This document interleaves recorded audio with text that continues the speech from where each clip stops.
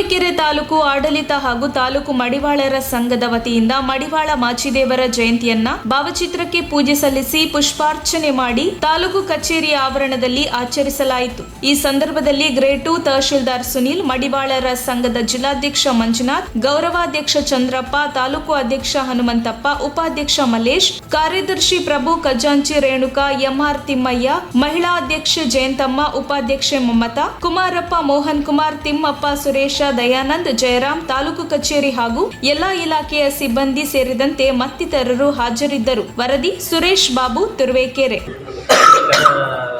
ಮಡಿವಾಳ ಮಾತೆ ಜಯಂತ್ಯೋತ್ಸವವನ್ನು 1-1-2-2023 ಚಾಲಕ ಕಾಂಪಿಟೇಷನ್ ಕಚೇರಿಯ ಮುಂಭಾಗದಲ್ಲಿ ನಮ್ಮ ಅಧ್ಯಕ್ಷರು, ಮಾಚಿದೇವರ ಅಧ್ಯಕ್ಷರಾಗಿರ್ತಕ್ಕಂಥ ಶ್ರೀ ಹನುಮಂತಯ್ಯನವರು ಹಾಗೂ ಅಧ್ಯಕ್ಷರು ಎಲ್ಲರೂ ಸಹ ಇಲ್ಲಿ ಮಾಚಿದೇವರ ಜಯರಂಗದ ಎಲ್ಲ ಅಭಿವೃದ್ಧಿಯ ಕಾರ್ಯಕ್ರಮಗಳನ್ನು ಆಚರಿಸಿ ವಿಜೃಂಭಣೆಯಿಂದ ಒಂದು ಸಂತೋಷಪೂರ್ವವಾಗಿ ಸಮಾರಂಭವನ್ನು ಆಚರಿಸುತ್ತಿದ್ದೇವೆ.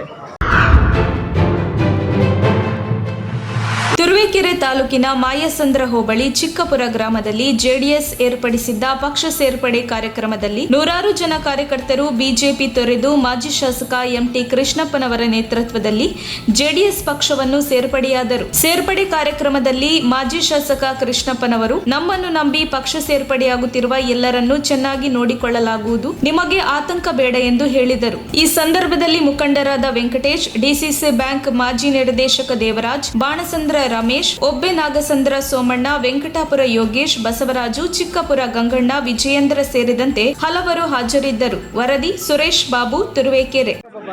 ಎಲ್ಲರೂ ಕೂಡ ಬಿಜೆಪಿ ತೊರೆದು ಜೆಡಿಎಸ್ ಸೇರ್ಪಡೆ ಆಗ್ತಾ ಇದ್ದಾರೆ.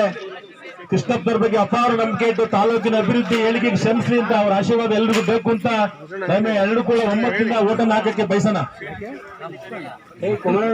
ಆ ಮಂಚಣ್ಣ